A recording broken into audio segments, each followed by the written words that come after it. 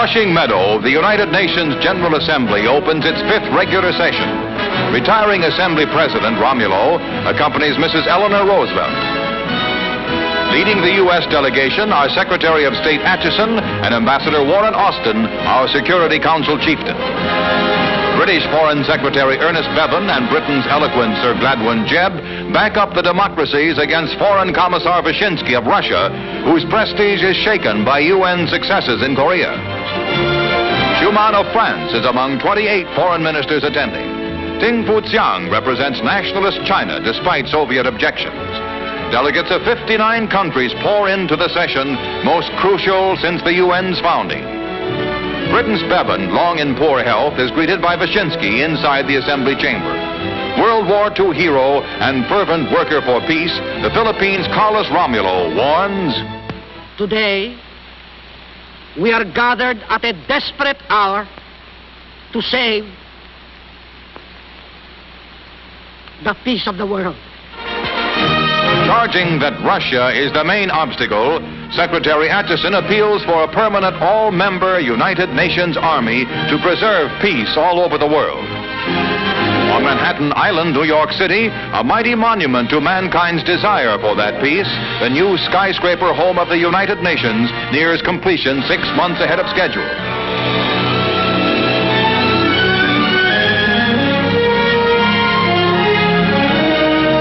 Already, the 3,000 employees of the UN are being moved into the new building in shifts, with all of them expected to be permanently settled by January 1st. High above the busy streets of the world's greatest city, the organization which represents the world's greatest hopes for survival and freedom takes over in its permanent headquarters.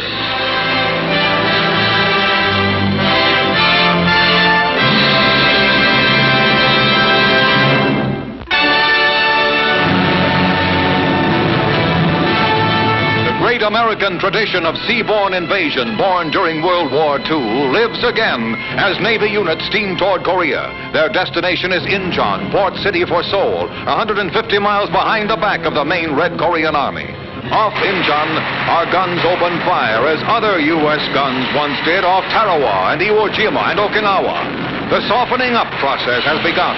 After waging a bitter holding battle for nearly 3 months, the United Nations are on the offensive in Korea.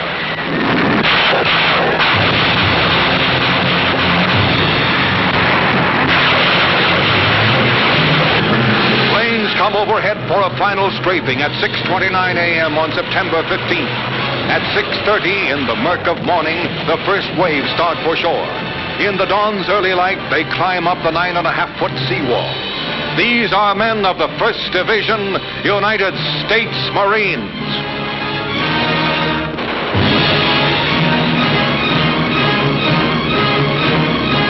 The Marines make their beachhead secure with only 17 casualties in what has been called one of the finest examples ever of air-sea-land teamwork. Now they push inland toward Seoul. Their objective, to completely isolate the Communist Army by cutting all its supply lines. Behind them, more waves pour in to strengthen the United Nations' new second front. Some of the Marines are well-trained youngsters seeing action for the first time.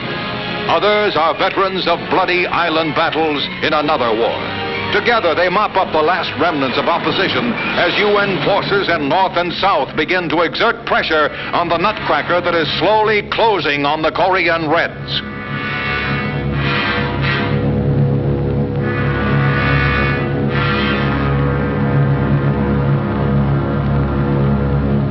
Two days later, as the cleanup job continues around shattered Incheon, the United Nations Supreme Commander, General Douglas MacArthur, comes ashore.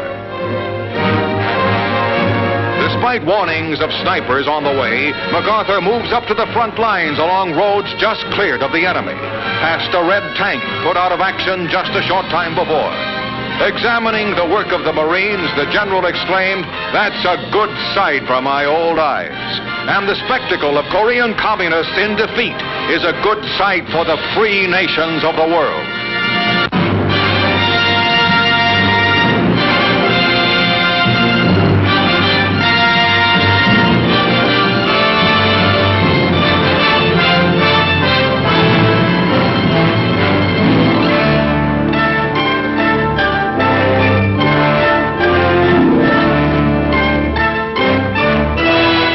heart of the China Sea is Formosa, once the home of Asiatic pirates and headhunters. It is a hot, mountainous, leaf-shaped island about the size of Massachusetts and Connecticut combined. In 1895, the Japanese seized Formosa in their war with the old Chinese Empire.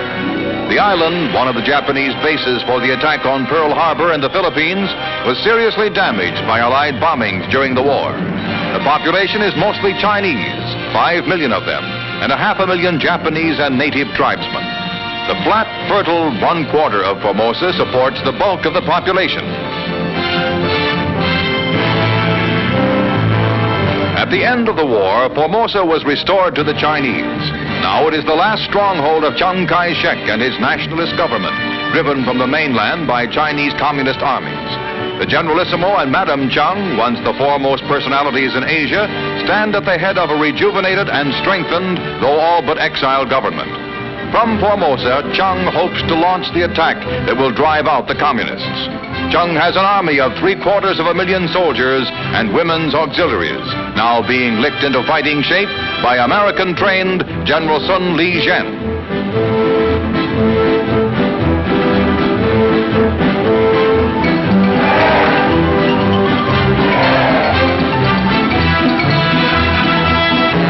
Sun's men make the most of equipment received earlier from the United States or left behind by the Japanese. While the nationalists prepare for the continually threatened invasion, the Chinese communists under General Mao are consolidating their position on the mainland. Although many in the West hope that Mao, objecting to harsh pressure from Moscow, may swing away from Russian influence, there is as yet no outward sign of it.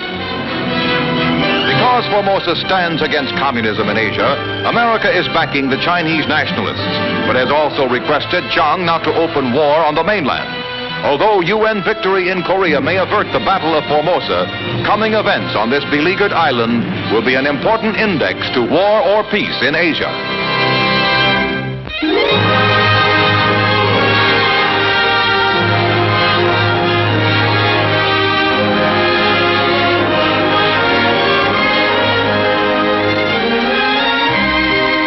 In the Egyptian Red Sea Peninsula of Sinai, where hallowed belief says that Moses received the Ten Commandments, is the ancient monastery of St. Catherine, whose Greek Orthodox monks follow an austere and penitential life, unchanged since the days of the Desert Fathers. In their library are thousands of rare handwritten documents, many of them unread for centuries. Some of them are believed to be portions of sacred scriptures long lost to the world.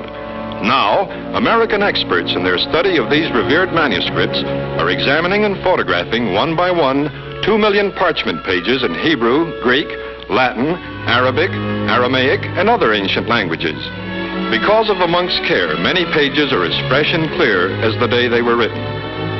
Among the many treasures is a scroll the monks believe is in the hand of the Prophet Mohammed. It is documents like this which American scientists are rescuing from the obscurity of the centuries.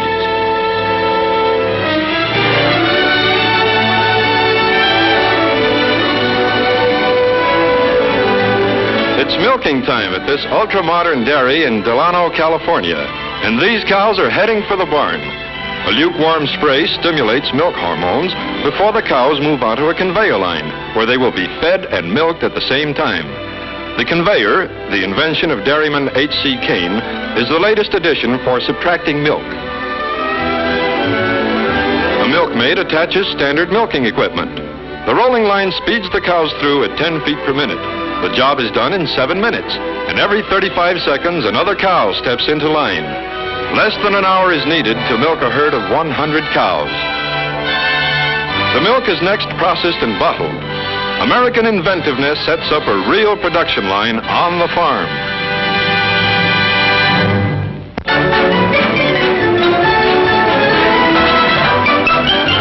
At the annual soap sculpture contest, carvers from 6 to 86 give a demonstration of their craft. White soap is the medium. It's inexpensive and easily handled and offers an excellent opportunity to translate artistic ideas into actuality. Soap sculpture now has an estimated 250,000 practitioners, many of whom proceed to more complicated materials. top carvings in each class, junior, senior, and advanced, are picked by the judges. The winners in the competition, which attracted 5,000 entries, are The Wrestlers by Donald Stewart of Dorchester, Massachusetts, Ferdinand by Jack Pinnell of Columbus, Ohio, and Insomnia by Leo Storch of Long Beach, New York. Soap sculpture proves an age-old question. It was the chicken that came first.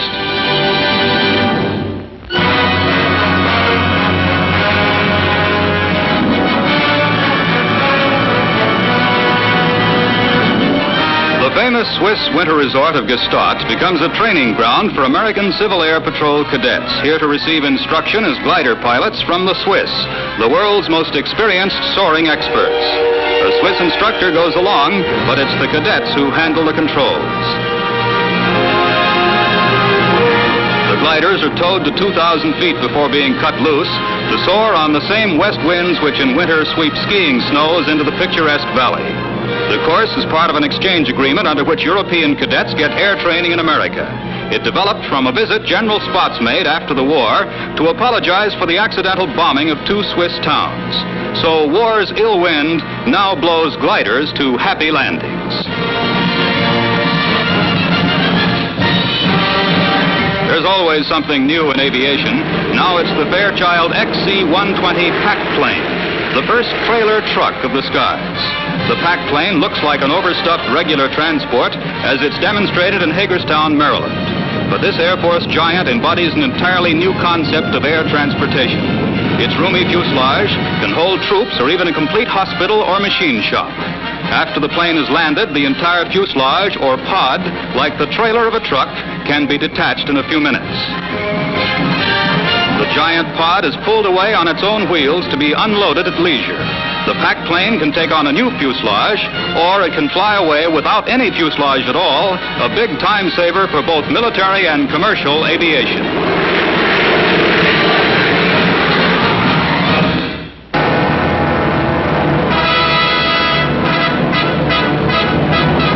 The latest model of the world's largest bomber, the B-36D, takes to the air on a test run.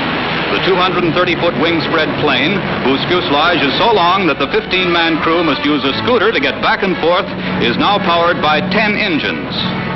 4 jet units, 2 under each wing, have been added to the 6 standard reciprocating motors. The new model has a range of 10,000 miles with a halfway bomb load of 5 tons. The short-range load is 42 tons. It's truly a formidable addition to America's global Air Force.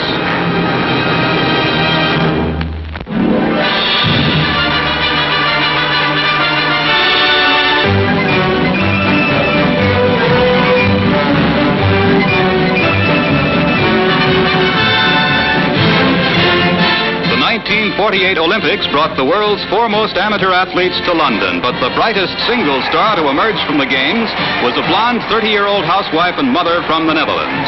Here in the 200-meter dash, Mrs. Fanny Blankers-Koen shows her startling speed as she comes from behind to win. No woman had ever before won more than 2 gold medals at the Olympics. Fanny Blankers-Koen won 4. After the Games, the modest housewife returned to Amsterdam. Riding with her husband and 2 children, she received a greater ovation than her countrymen gave either Eisenhower or Churchill. Mrs. Fanny Blankers-Koen visited Australia in 1949. At Melbourne, the slow-motion camera analyzes her style in the 80-meter hurdles. Her remarkable yet relaxed muscular development is obvious as she flies over the obstacles. In the run to the tape, notice the startlingly powerful leg drive. In the high jump, Mrs. Blankers-Koen shows fine style as she soars over the bar with apparently effortless ease. This jump is 4 feet 11 inches. Australia was quick to applaud the outstanding Mrs. Blankers-Koen. Later in '49, the Olympic champion made a notable U.S. debut at the Los Angeles Coliseum. As anchor runner of the Glendale team in the 440 relay, she got started 15 yards behind, but watch her come. Fanny Blankers-Koen whips past her rival as America gets a fleeting glimpse of a remarkable athlete. The latest chapter in Mrs. Blankers-Koen's amazing career occurred recently at the European Track Championships in Brussels. Holland's flying housewife takes the 110-meter hurdles in her stride and equals the world record while doing it.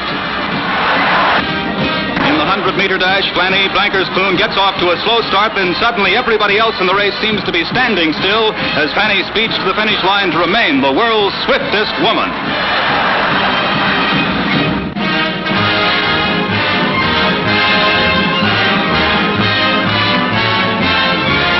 Forest Hills, New York, 21-year-old Herbert Flam and 25-year-old Arthur Larson prepare to meet in competition. The prize is the men's singles national amateur tennis championship. Herbert Flam serves. He's an agile player with much endurance, but Arthur Larson, fighting to become the first left-handed player to win the title in 20 years, takes this point. Larson serves. His strongest assets are his service, his lobs, and his passing shots. Flam relies on the volley and smash. Larson's strategy wins this point, but it's a tough, evenly matched battle all the way. Flam serves. After losing the first set, he takes the second and third.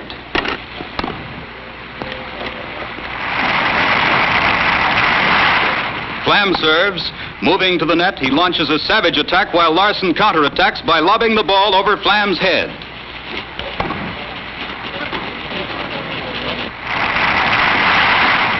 Flam serves. Flam is kept hopping all over the court by Larson. His technique pays off, and after trailing 2-1, Larson goes ahead. Larson serves on match point. A Larson lob lands on the baseline, and the long match is over. The crowd cheers two game competitors as Arthur Larson, who handled a Tommy gun in World War II, sharpshoots his way to the National Amateur Tennis crown.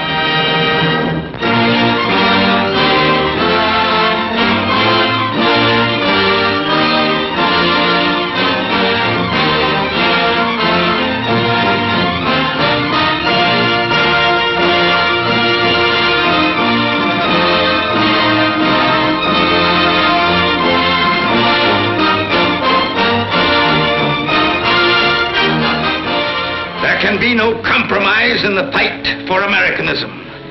I am confident that our people will work hand in hand with any public man who in good faith does all that is possible to see that the United States so conducts herself as a nation as to conserve the honor, the institutions, and the peaceful welfare of our own citizens. Our next business will be to help guarantee the peace of justice for the world at large.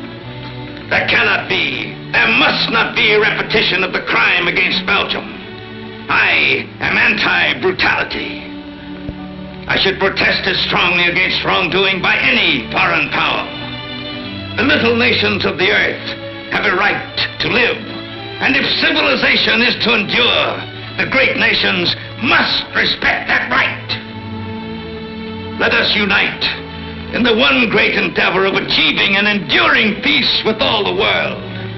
But let us not forget that the surest promise of that peace lies in our constant preparedness to meet all eventualities from without and to combat and destroy all subversive elements working from within. There can be no divided allegiance here. Any man who says that he is an American and seeks to promote foreign isms within our borders is not a true American. We have room for but one flag, the American flag. We have room for but one language, the language of the Declaration of Independence and the Bill of Rights. And we have room for but one loyalty, and that is loyalty to the American